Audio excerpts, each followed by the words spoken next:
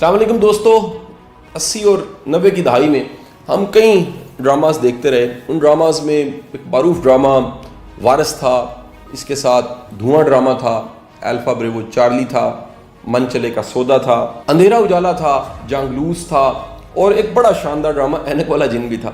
یہ ہمارا جو زمانہ تھا، میں بات کروں 80s 90s کا، ہمارے بچپن کا زمانہ تھا. اور وہ تمام کے تمام میرے دوست جن کی عمر اس وقت کو 40 کے قریب ہے، انہوں نے یہ ڈراماز کو دیکھا ہوگا.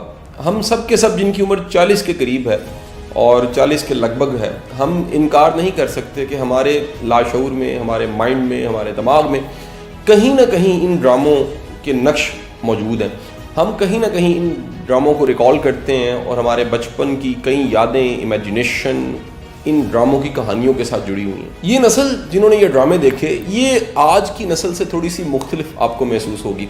آج میں جس موضوع پہ بات کرنے والا ہوں، چند دن پہلے میں نے دیکھا کہ بچے میرے وہ ٹی وی کا ایک ڈرامہ اس کو دیکھنا انہوں نے شروع کر دیا ہے. تذکرہ اس ڈرامے کا میں ایک عرصے سے سن رہا تھا. میرے دوست احباب، کئی میرے استاد، انہوں نے مجھے ریکمینڈ کیا کہ ارطغرل غازی یہ لازمی آپ دیکھیے. لیکن جب رمضان شروع ہوا، پی ٹی وی نے ارطغرل غازی کی ڈبنگ کی اور اس کو چلانا شروع کیا، نشر کیا. میرے بچے اس ڈرامے کو دیکھنے لگ پڑے.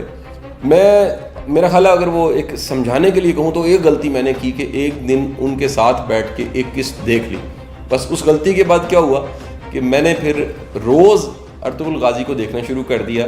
ہم کئی دفعہ ریپیٹ اس کو دیکھ لیتے ہیں اور یوٹیوب پہ جا کے بھی دیکھتے ہیں. میرے کئی دوست اس سے پہلے نیٹ فلکس پہ اس کو دیکھتے رہتے تھے. یہ سب کی سب داستان آپ کو سنانے کا مقصد کیا ہے کہ کچھ ایسا ضرور اس ڈرامے میں ہے کہ اسے دیکھنے کے بعد آپ اس سے بچ نہیں سکتے.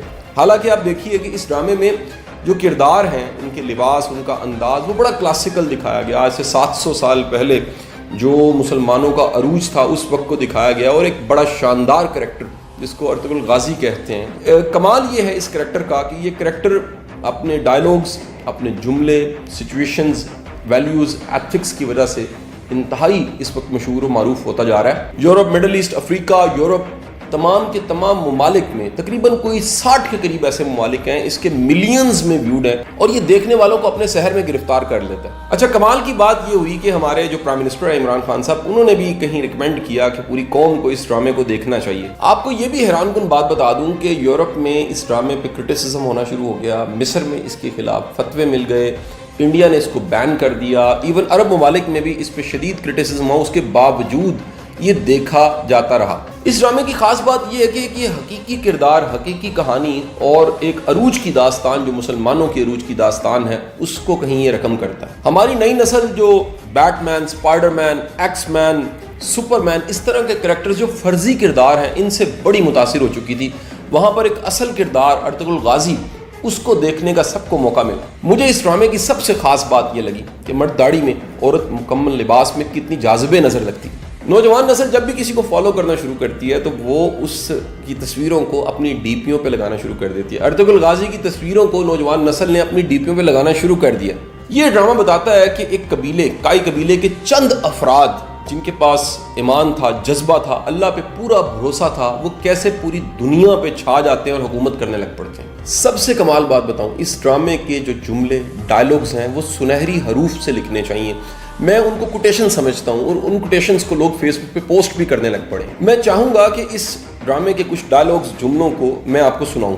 اگر تم نے اپنے دشمن کو اپنا وطن ہی نہیں بلکہ ایک پتھر کا ٹکڑا بھی رکھنے دیا تو مصائب ہم پر آ پڑیں گے. جس کا کوئی خواب نہیں، اس کا کوئی مستقبل نہیں.